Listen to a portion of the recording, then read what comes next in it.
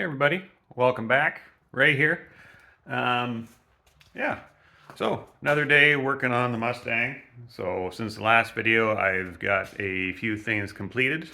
So I will show you what I've done and my newest part that I got to install. I finally got my vintage air system showed up. So as you can see, I have all my dash put together, not put together, installed temporarily. Steering column I finished. So I'll start there and show you what I did. So here is the electric power steering system that I made up. So it's just temporarily wired in so I could test it. Let me see if I can light this place up a little bit. You can see down there I had to manufacture a firewall bracket with a bearing. I was able to use the existing steering portion from the Nissan Versa. The only thing I had to buy was this new steering knuckle. So I was able to use a lot of the parts from the old steering shaft from the original Mustang and the parts from the Nissan Versa and make one shaft that actually works pretty good. So yeah, if anybody's wondering, that's a 3/4 inch, I believe 36 spline output on that, or the input shaft for the steering box. The other on the Nissan Versa, I believe, what was it, 9/16 by 36, I think. I didn't have to buy one. If I wanted to buy one, it was going to be another $140, I think, for that knuckle. So I thought, well, I'll just use one that I already have. So yeah, as you can see, turns the car, turns the wheels. That is unpowered, so that's in manual. Of course, it's going to move pretty easy. It's sitting on casters right now. But yeah, if I plug it in, so the way I've got it set up, it may take me a second to set it up. I disconnected it the other night. I had to extend all my wires. So all the wires are now run up to my control box, which I have mounted up behind the dash. Hopefully that'll fit. It's a decent spot for it. It's tucked up out of the way. I can access all the plugs from up underneath. I still have to install vents right here for the air conditioning, so hopefully that won't be in the way. We'll find out today. Yeah, ran an 8-gauge wire. I have a circuit breaker here. That's going to be up near the battery. What else? Yeah, ignition wire I have to tie in to my ignition switch somewhere. I just need a switch 12 volts to turn it on, and well, I'll hook it up and you can see what's going on. Okay, so as you can see, I have a very temporary test setup here. I have my battery hooked up to ground. The other side of the ground is hooked into my frame. So I got that tied in, and I've just got my circuit breaker off here, so I will show you. This is normal. Yeah, it's not hard right now, but it's not super easy. You know, you still got to work at it. Plus, it doesn't have any weight in the engine. Like, it'll get much. Plus, it's on wheels. So, but yeah, let's turn this on. And so this would be like, as soon as I turn the car on, the ignition wire would be closed. You can hear that click, maybe. So that means that it is on and it turns pretty easy. Like we're talking one finger here so far. So yeah, definitely looking forward to trying that out. But yeah, quiet, nice and smooth, no binding. Yeah, it's working pretty good. So now that that's all fitted, everything fits as it should. The wires, of course, are not tied up yet, but so next step is to take everything out again. So take all the steering column out, which is pretty easy at this point. I have to undo that knuckle from behind there. 3 nuts up here, and the steering column will come right out.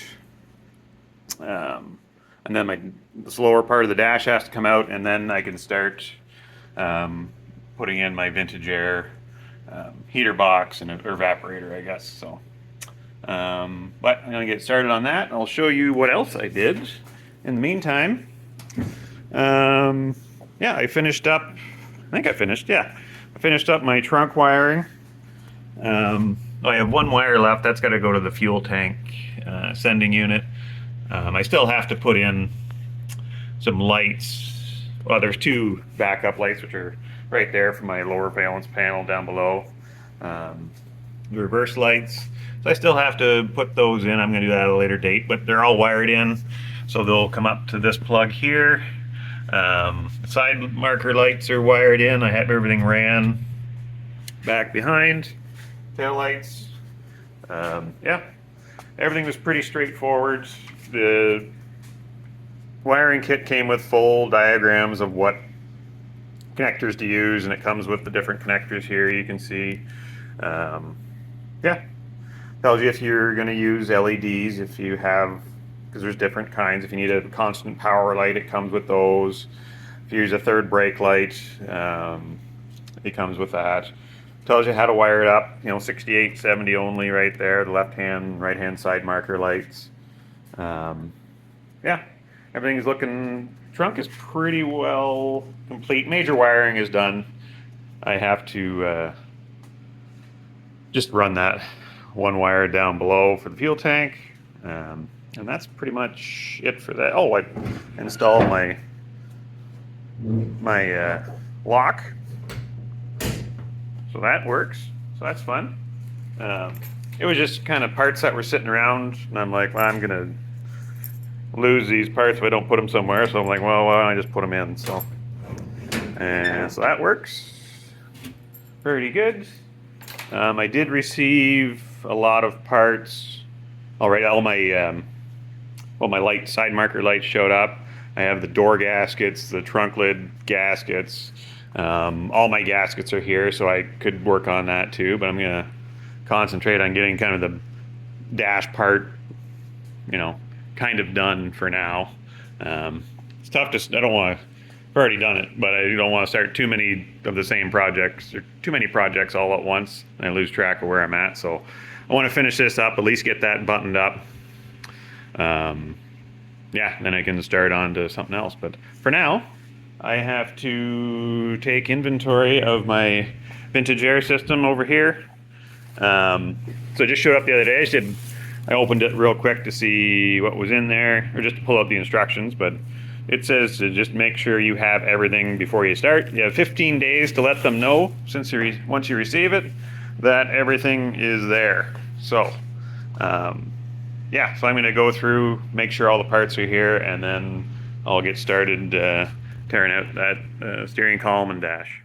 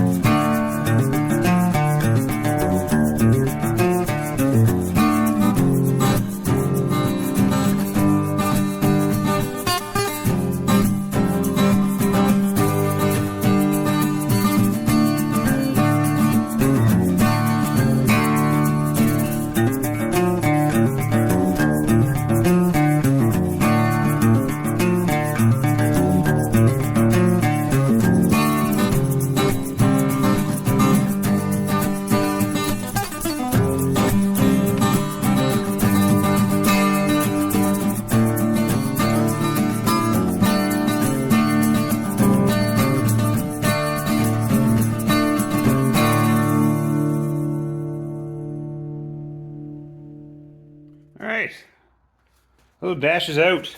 As I was taking the column out, I noticed I didn't have one nut tightened up, so I wasn't quite in where it needed to be, so I tried it in, put it where it needed to be and tried it out, and everything worked well. So just a little thing I need to keep an eye on when I put it back in. But yeah, there's a closer view of the steering shaft I made. Yeah, that just that panel, that piece of metal, that black one, I just made that up. Took a template of the old one that was there, cut it out. And that bearing I just got from Princess Auto. It was it was actually a square one. I just cut two of the tabs off and just used it just the 2 bolts. The angle that it's sitting on shouldn't be an issue. Like, it's not made to be on that angle, but that bearing is made for like an industrial device or agricultural device that's spinning at 5,400 RPM, I believe. This is not going to do that. This is just more for support. Really just for decoration. It is functional, but you need to have something in there to support your shaft. Maybe I didn't need it. I don't know.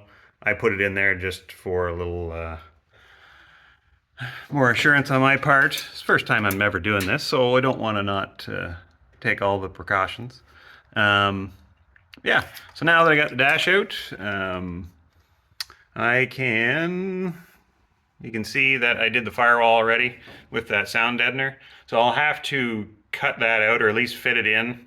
I may have to cut some of that out just to make sure everything sits flush against the firewall. That stuff it's not super thick, but it can push it out a little bit so it doesn't fit properly. So I'll have to make sure I do that. And while the dash is out, I should probably run my parking brake cable. What else? Oh, I heard now's the time to put your fuses in, because afterwards it's a real pain to get up in there. So the fuse block is back up in there, so I could do that. So there's no power to it anyway, so that won't hurt anything.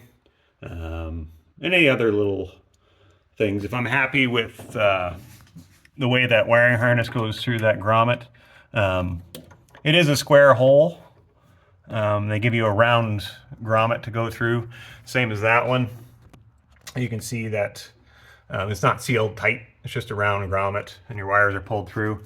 I'm happy where they're sitting, so I'll probably either use some seam sealer just to put around the wires, or I'll silicone it. Yeah, just nothing too serious.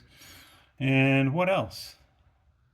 Oh, there's a hole for a speedometer cable. I can probably do that after. It's nice to get as much done as I can while everything's accessible. But the big one is that evaporator, and I'll get started on that. Okay, so I'm getting started on the first little bit of the evaporator install. I've counted all my parts. I feel like I have everything, which is good. And in the instructions here, so the instructions are fairly detailed. They're fairly easy to follow along. Gives you all the info you need for refrigerant. I'm ways away from that, but all the instructions are there. Wiring, how you need a capacitor on your ignition coil, just to prevent EMI and interference with your heating system. And it gives you the first steps of what you need to do. How to this is in case you have, a car that's intact already.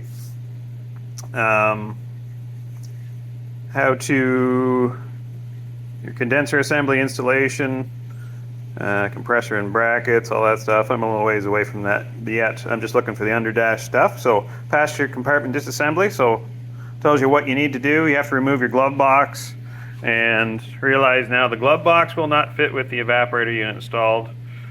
A with factory air vehicle aftermarket glove box will need to be purchased. So I think I've already took that off.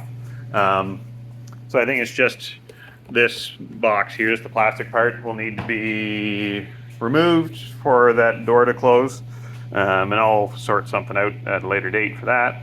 But yeah, first steps. Going to install the defroster ducts. So I need the existing, what are they? What do I got here? Install the defroster, secure it using the OEM nuts with 3/16 flat washers. So I gotta find those. I have some nuts. I gotta see, are the mounts still there? I gotta check to see if I can even mount stuff. Who knows? I took everything off. I have all my parts in a bag here, so I'll look through that. But the next step, so that's easy enough. The next step, they want you to fit the driver and passenger side louvers. So that entails drilling holes, which it says there, cut out the templates provided. So yeah, back in here there's a bunch of different templates that if you need to cut something out, they provide a template. They were on page 22, which is gone now. There's one for the center of the dash pad. I'll do that at a later date as well. I've removed those templates already. So here they are on the driver's side, so everything lines up. And on the passenger side, so I've already drilled just a little tiny pilot hole, so nothing moves around. And you have to drill right on there. So center punch, drill a 2 3/4 inch hole. So I am going to attempt that, and we'll see how that goes. Okay, well that sucked. That was not as easy as I was led to believe by the instructions, you know. But, you know, I did get a hole drilled. The second one went better. The first one did not. As you can see, it caught and kind of ripped the drill out of my hand and then proceeded to leave a nice mark down the front of my freshly painted dash. But, yeah, that's something. So note to self, don't do it in low speed. Do it on your high speed. That way it doesn't rip it out of your hand. And it'll just stall it if it's on high speed, which is way better than it doing this. That's what happened there. It caught, pulled down, and it actually bent this a little bit right on that corner, because this is just thin metal. The other side went way better. No marks anywhere else. I'm gonna have to clean up these edges. They're razor sharp. Why do I keep touching them if they're sharp? But yeah, I'll get those cleaned up. I'll give this I'll sand it down again and give it a coat of paint before I put that other one in. I'll do that right now. I got the paint right here. It won't take but 2 seconds, so I'll do that, and I'll show you when I got the louvers installed. Yeah. All right, so while my paint is drying, I might as well move on to the next steps. There's a few other things I need to do. So there's another template I gotta take off. Align the template with the OEM blower motor mounting holes and drill 6 3/16 holes in the firewall. So I'll find that template and I'll do that. And then the next step, you have to assemble the evaporator itself. So it's not just a bolt in, but you got to, it's not overly complicated. Where is it? There are instructions. There it is. So you have to install the hard lines. So there's 2 heaters and 2 for the compressor. And it tells you have to lubricate and install your O-rings, and make sure those are nice and tight, and then wrap them, and then and there's a couple brackets to install as well. So that can just bolt right in when you go to lift it in. So, yeah, I'll get those holes drilled, and I'll get all that evaporator put together. Okay, so there is my blower motor access hole. So there's the template. And I come to find, when I line up all the holes, it says to drill 6 holes in those little spots there. So on the firewall already are dimpled holes that line up exactly where I'm supposed to drill. So those must be factory, if you have AC holes, I guess. Yeah, so I really don't need the template. Yeah, works all right. So it should just, I drill these ones out, should work perfect. I did mount the template just to make sure these dimples did line up, and they do. So I'm going to do that. All right, well, I got my louvers installed, not without a little bit of fighting. They didn't quite fit right. I think what happened is that when you cut the template out and then kind of align it says align it to the edge here and align it to the bottom, which I did. But in the instructions, it looks like there's a trim piece that goes over this. So I wonder if you need to have that trim, and I'm not sure how far an overhang is, but I think you're supposed to butt it up against that trim. And then, because I had to just use a die grinder and oval this out a bit, because this bezel would not fit properly the way it was. So everything kind of shifted over towards the center a little bit. But once I did that, everything lined up and fit as it should, and the bezel is big enough to cover that little gap that's in there now. So yeah, it doesn't look too bad. I got this painted. You can still kind of make out the little marks there. Oh well, it'll be a reminder of what happened, I guess. I don't know. But yeah, that's it for the louvers. Now I'm going to go move on to clean this up and then go on to the evaporator. All right, so this is a fully assembled evaporator. So I got some AC lines hooked up. Yeah, there's 4 O-rings to install, 4 lines. You had to lubricate the O-rings with oil, and it's just mineral oil. Says that on the package too. So if for some reason you don't have that, it's just mineral oil. Yeah, everything looked okay. Rear brackets are installed. These bolt into the firewall. These bolt up underneath the dash. Yeah, so this is the rear of it, I guess. Yeah, so that's it. Next step is to put it up, but that'll probably be tomorrow. I'm going out for dinner, so I will pick it up then. Okay, I've got the evaporator installed.